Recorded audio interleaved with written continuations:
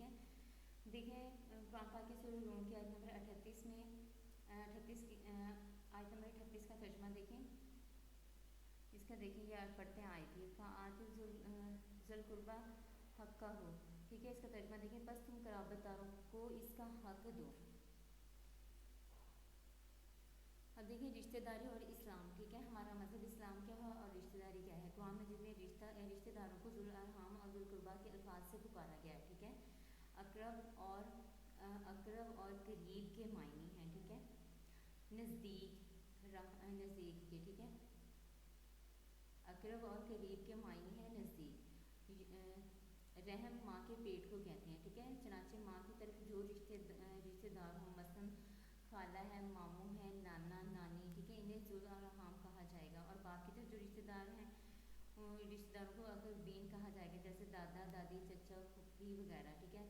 اقربا میں والدین اور اولاد شامل نہیں ہے. ٹھیک ہے. یہ بات یاد رکھنی ہے آپ نے. اب دیکھیں اسلام میں رشتہ داروں کو بڑی اہمیت حاصل ہے. ویسے تو اخوت کا رشتہ تمام مسلمانوں میں مشترک ہے. ٹھیک ہے نا. لیکن خون کے رشتے کو اللہ اور اس کے رسول کے ہاں خصوصی امتیاز حاصل ہے. ٹھیک ہے. بار بار صلح رحمی کی تاکید کی گئی. رشتہ داروں کے ساتھ ہمدردی، خیر خواہی اور ان کی امداد پر بہت زور دیا گیا. تعلقات توڑنے یعنی قطع رحمی سے منع کیا گیا. یعنی رشتہ داروں کے ساتھ حسن سلوک کرو. ان سے کوئی بھی بات ہے کسی بھی وجہ سے ان سے قطع تعلق نہ کرو. ٹھیک ہے. اب دیکھیں حدیث قدسی میں ہے میں رحمان ہوں، میں نے رحم کو پیدا کیا ہے اور اس سے اپنا نام رحمان نکالا ہے. ٹھیک ہے. بس جو شخص رحم کو ملائے گا میں اس کو ملاؤں گا اور جو اسے توڑے گا میں اسے توڑوں گا. ٹھیک ہے. دیکھیں رشتہ داری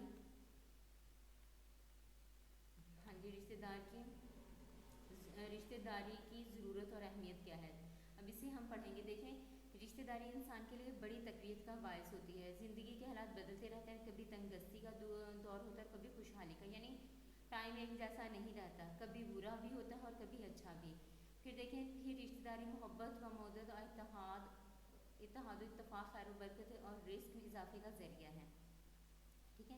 اس لیے اسلام رشتہ داروں سے حسن سلوک اور ان کے حقوق کی ادائیگی پر زور دیتا ہے. دیکھیں قرآن پاک میں ہے، قرآن کریم کی بہت سی آیات میں صلح رحمی کی تاکید آئی ہے. ٹھیک ہے. جس سے ظاہر ہوتا ہے کہ شریعت اسلامی میں رشتہ داروں سے حسن سلوک ہر مسلمان کا حق ہے اور یہ دینی فریضہ ہے.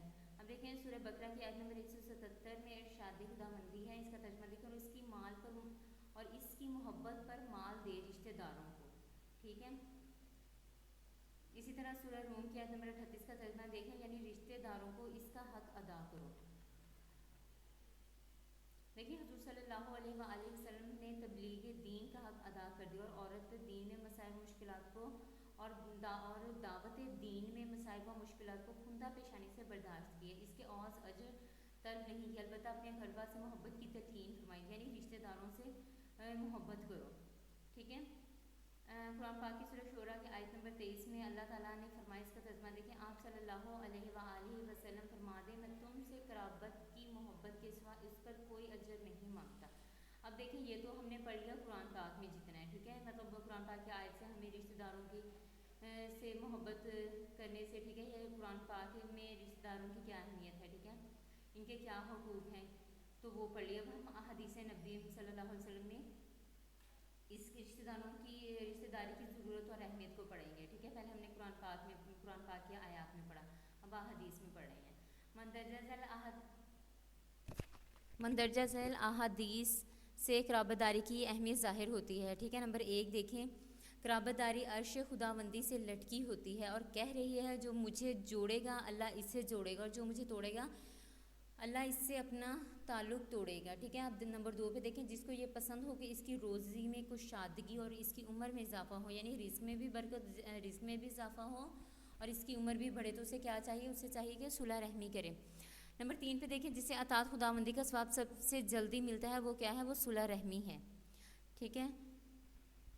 کسی مسکین کو خیرات دینے کا 1 گنا ثواب ہے جبکہ رشتہ دار کی مالی امداد کا 2 گنا ثواب ہے. ٹھیک ہے. یعنی انہیں اگر کسی چیز کی ضرورت ہے تو ہم انہیں پیسے وغیرہ دے دیں. ٹھیک ہے. تو اس چیز کا کتنا 2 گنا ثواب ہے. اب دیکھیں قرآن و سنت کی روشنی میں رشتہ داروں کے حقوق.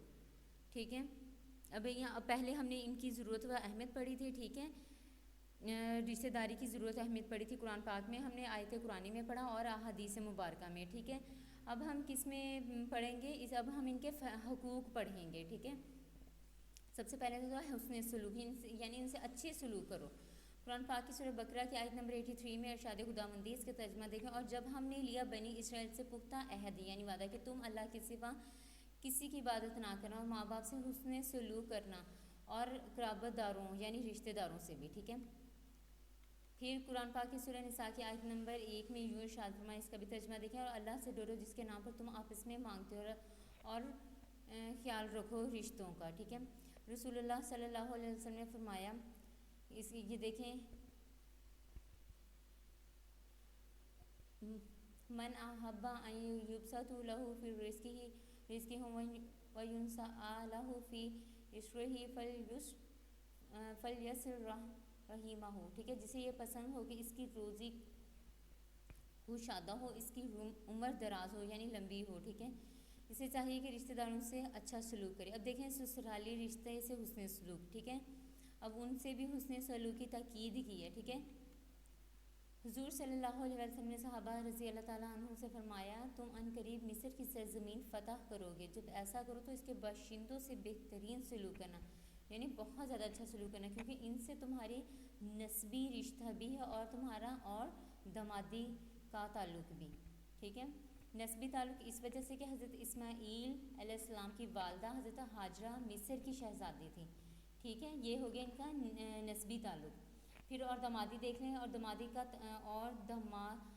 کا تعلق اس بنا پر کہ ام المومنین حضرت ماریہ قبطیہ علیہ السلام بھی مصر سے تھی۔ اس حدیث سے یہ بھی معلوم ہوا کہ نسبی رشتہ داری کے ساتھ ساتھ سسرال کے رشتہ دار بھی اہم مقام رکھتے ہیں۔ قرآن پاک میں نسب اور سسرال کو ہم پلہ قرار دیا گیا ہے، ٹھیک ہے۔ اب مالی امداد دیکھ لیں، رشتہ داروں سے نیکی کی ایک صورت یہ بھی ہے کہ ان کی مالی امداد کریں، ٹھیک ہے۔ سورہ بقرہ کی آیت نمبر 177 میں ارشاد ہے، اس کا ترجمہ دیکھیں، اور اس کی محبت پر مال دے رشتہ داروں کو۔ پھر آگے دیکھ لیں سورہ بنی اسرائیل کی آیت نمبر 26 میں فرمایا، اس کا ترجمہ دیکھیں، اور تم قرابت داروں کو اس کا حق دو، ٹھیک ہے، یعنی جو ان کا حق ہے انہیں دو، ان کا حق نہ آپ کھائیں۔ پھر دیکھیں ایک دوسرے مقام پر سورہ بقرہ کی آیت نمبر 215 میں یہ ارشاد ہے، اس کا ترجمہ دیکھیں، آپ کہہ دیں جو مال تم خرچ کرو سو ماں باپ کے لیے اور قرابت داروں یعنی رشتہ داروں کے لیے۔ دگنا ثواب دیکھیں، رسول اللہ صلی اللہ علیہ وسلم نے فرمایا، جو شخص عام غریبوں کو صدقہ دے گا اسے 1 درجہ ثواب ملے گا، ٹھیک ہے، اور جو اپنے رشتہ داروں کو مالی امداد کرے گا اسے کتنا، اسے دگنا 2 درجہ ثواب ملے گا۔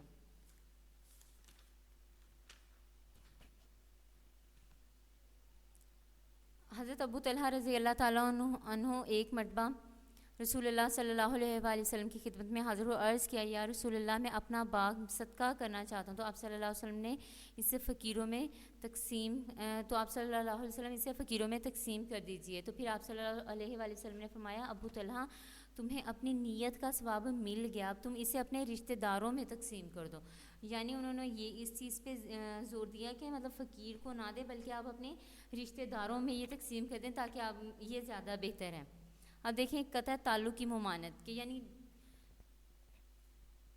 اسلام نے رشتہ داروں سے تعلقات توڑنے کی سخت ممانعت کی ہے، ٹھیک ہے، ممانعت میں منع کیا ہے سختی سے، کیونکہ اس سے معاشرے میں بگاڑ پیدا ہوتا ہے، ٹھیک ہے۔ قرآن پاک میں ہے، سورہ محمد کی یہ آیت نمبر 22 اور 23 میں ہے، اس کا ترجمہ دیکھیں، سو تم اس کے نزدیک ہو اگر تم حاکم ہو جاؤ، تم فساد مچاؤ زمین میں اور اپنے رشتے توڑ ڈالو، یہی وہ لوگ ہیں جن پر اللہ نے لعنت کی، پھر انہیں بہرا کر دیا، ٹھیک ہے، اور اندھا کر دیا ان کی آنکھوں کو۔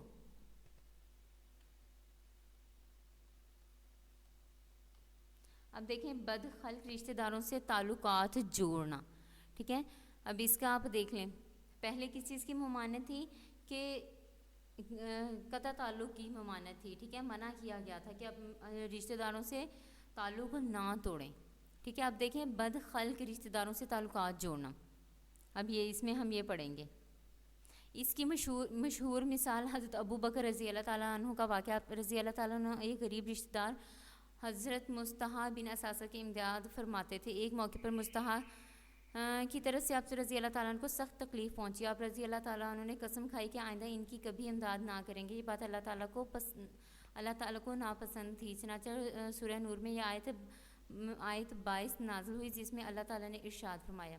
اس کا ترجمہ دیکھیں. اور قسم نہ کھائیں تم میں سے فضیلت والے اور وسعت والے، یعنی جن کو مال میں وسعت دی گئی ہے، ٹھیک ہے، وہ قرابت داروں کو،